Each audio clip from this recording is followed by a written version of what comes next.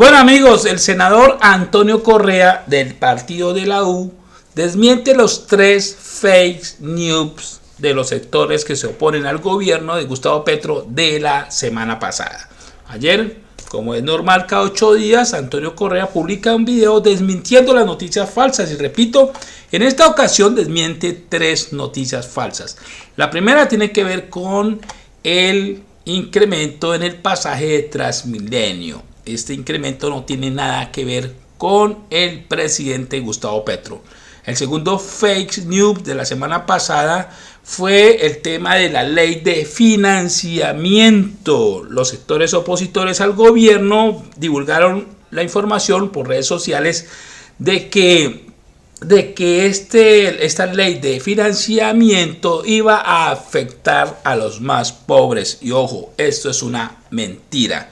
El tercer fake news que desmiente el senador tiene que ver con una supuesta visita que hizo Germán Vargas Lleras al sur del Cauca.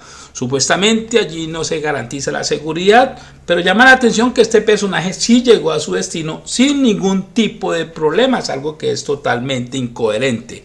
Pero resulta que Germán Vargas Lleras, para justificar todos estos argumentos chimbos, pues publicó una foto de hace más de un año. Aquí el senador Antonio Correa lo desmiente. Que el pasaje en Transmilenio en Bogotá vaya a subir por culpa de Petro. No es cierto que los déficits operacionales y el aumento de tarifas a los usuarios de los sistemas de transporte público sean atribuidos al gobierno nacional. Es una fake news gigante. Les cuento. De acuerdo con la normatividad vigente, la Ley 310 de 1996 y Decreto 1079 del 2015, los aportes de la Nación no se podrán utilizar para operación y administración del sistema público de transporte de pasajeros. Además, el plan de desarrollo de este gobierno, en los artículos 172 y 183, no permiten cofinanciar gastos operativos de transporte público, sino infraestructura y otros rubros específicos. También el Plan Nacional de Desarrollo pide que el alcalde puede buscar estos recursos sobre el catastro y la valorización. No lo ha hecho. Lo primero fue echarle la culpa a Petro. Queda claro que la nación no tiene ningún compromiso, óigase bien, con asumir ese déficit. Y no tiene la culpa del alza de los pasajes de Transmilenio. El burgomaestre debe solucionar.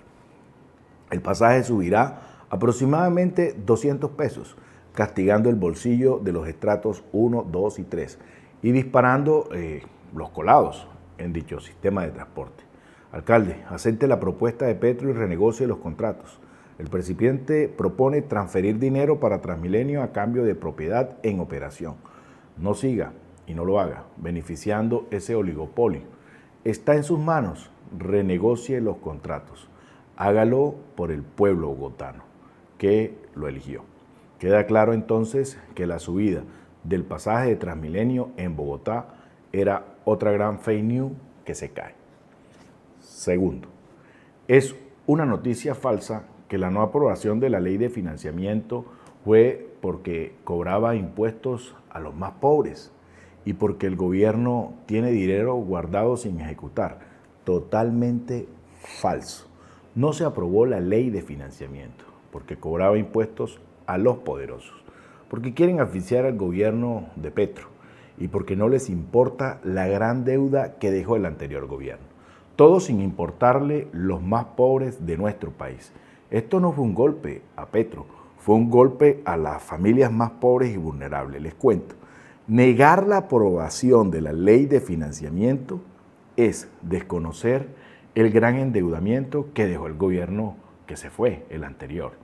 Lo que se buscaba era tapar este hueco fiscal y presupuestalmente. Sabían que este gobierno llegó a tapar deudas históricas billonarias.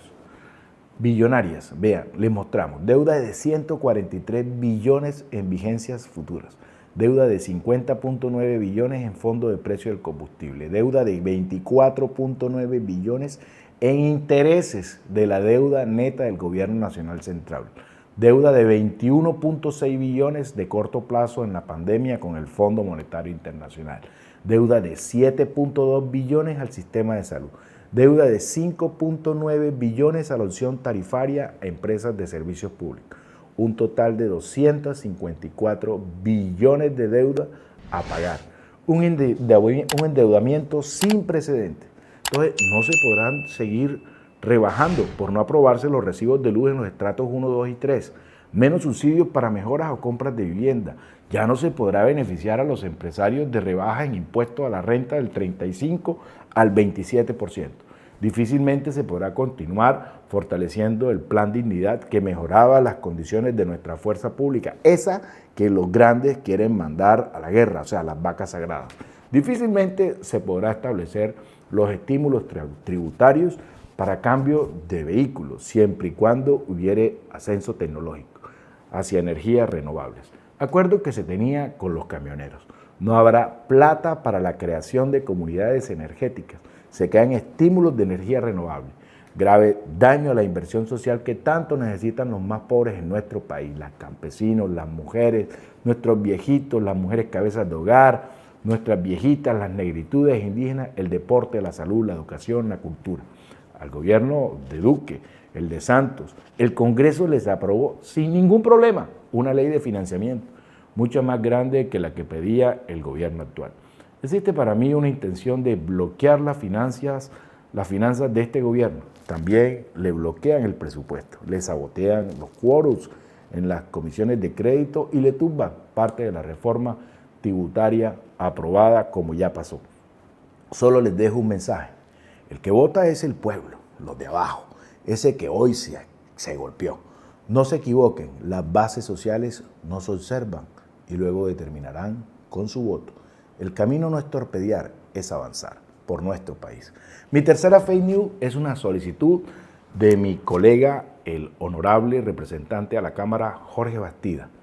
Gracias por seguirme en mi sesión de los domingos de la fake news. Me la juego por combatir las noticias falsas que tanto daño le hacen al cambio y a nuestro país. Resulta que un ex vicepresidente de nuestra patria y hoy candidato presidencial sube una foto de dos guerrilleros armados en una vía y dice descaradamente, abro comillas, en camino a Popayán teníamos pensado parar en el municipio de Caldono, en el Cauca, a visitar a los pocos amigos que todavía no han sido desplazados por los grupos criminales, pero el frente de Dagoberto Ramos no lo permitió. Así se vive en el Cauca, donde la autoridad son ellos. Cierro comillas. Resulta que la foto es del 6 de agosto del 2023, una foto subida en ese año por varios medios de comunicación y que este señor hace ver como si fuera este fin de semana. La foto que tuvo un alcance de más de 160,000 personas y una repercusión fuerte en la red X, así entonces muestra cómo se fabrican las noticias falsas y se engañan a la gente de nuestro país y le venden una Colombia en crisis. Esto hace parte de una estrategia muy bien planteada para decir que necesitamos un hombre con templanza y que los hijos de los pobres sigan muriendo en la guerra, llámense legales o ilegales. Al final, colombianos son. ¿Será que ellos mandarían a un hijo a las zonas de conflicto con el mismo tono con que hablan? Por eso es tan importante combatir las noticias falsas, porque así como esta, abundan en las redes sociales. Mil gracias.